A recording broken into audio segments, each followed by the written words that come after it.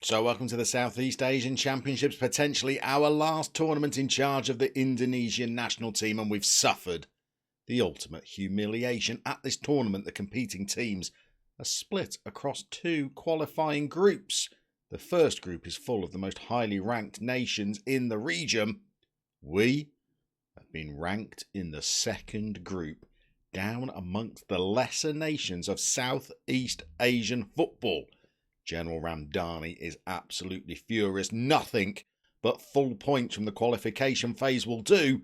And we kick it off today against East Timor.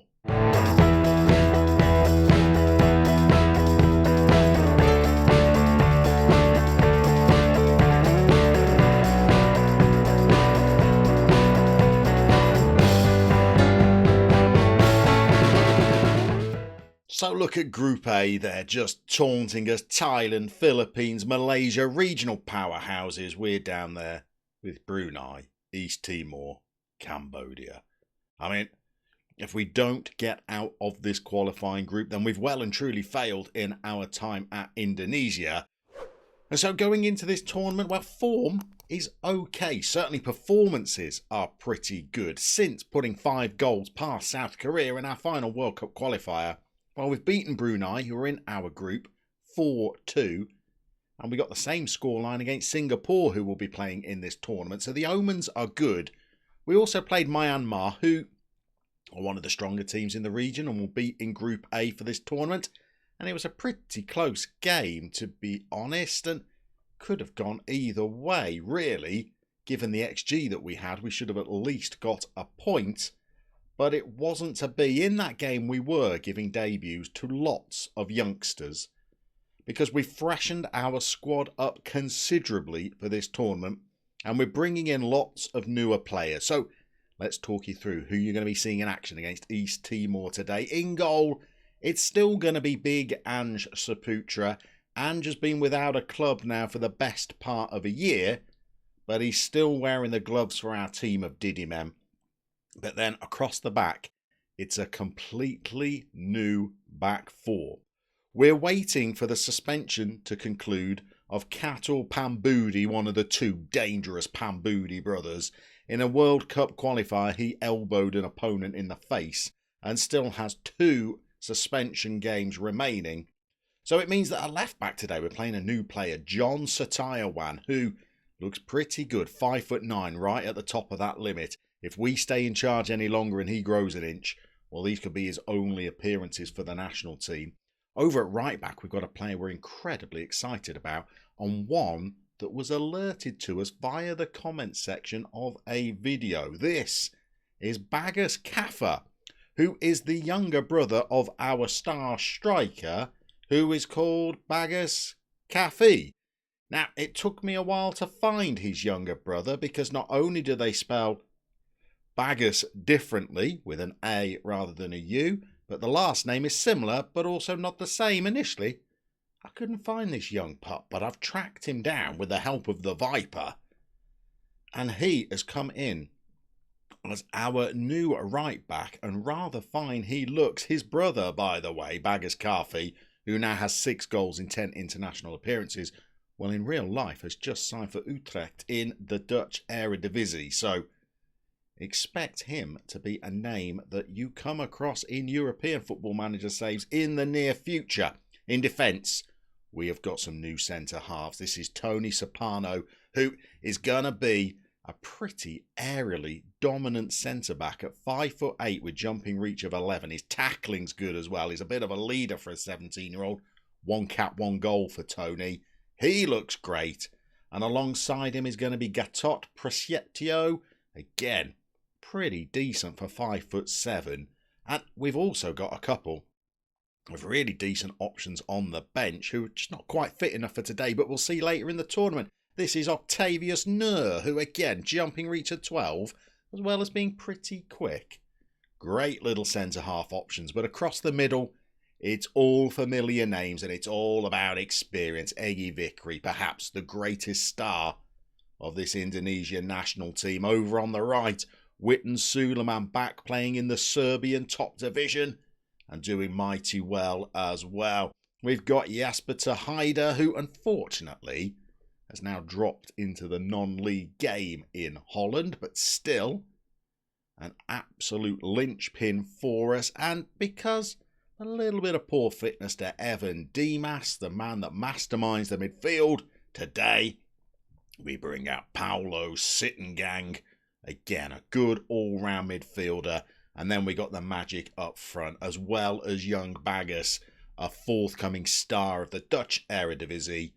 Well, we've got the king of Indonesia, Dendi Salastaiwan, who's got 20 international goals in 27 games.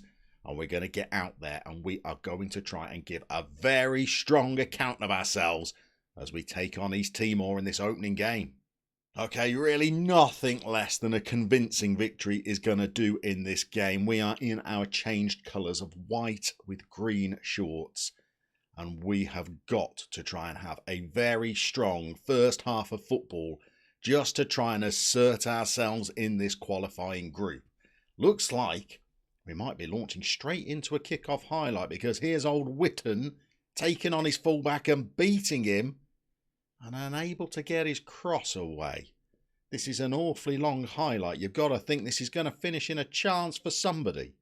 Witten's gone back and won the ball back, so it could be for us. Has he got a little bit of magic in those young boots of his? He's pulled it back. Dendi does what Dendi does inside 60 seconds. Little cut back by Baggers Carthy.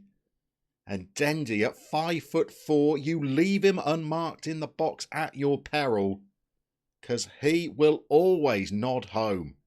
And there he is on the penalty spot, rising like a colossus and nodding us into an opening minute lead. Now, we are leaky, so a 1-goal lead early on doesn't necessarily indicate success, but it's a good start, isn't it?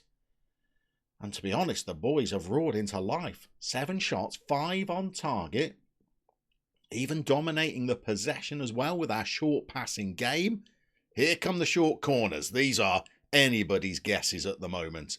They either end in goals or you've been framed clips.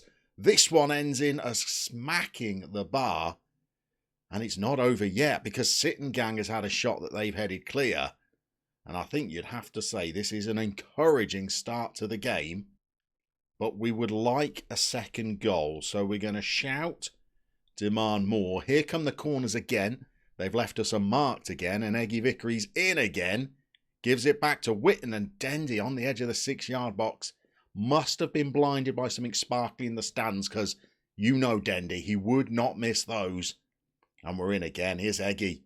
And we're up again, and we are a threat in the air from these set pieces. Sittengang this time, who likes to sit in that midfield, patrolling it. Well, for 10 shots on target, you would have liked a second goal in that first half. The XG's looking good, but you're worried about getting caught on the break. So we're going to go in, have a little chat with the boys. Maybe tell them we expect a little bit more for all of this dominance. And we'll see you out there for the start of the second half.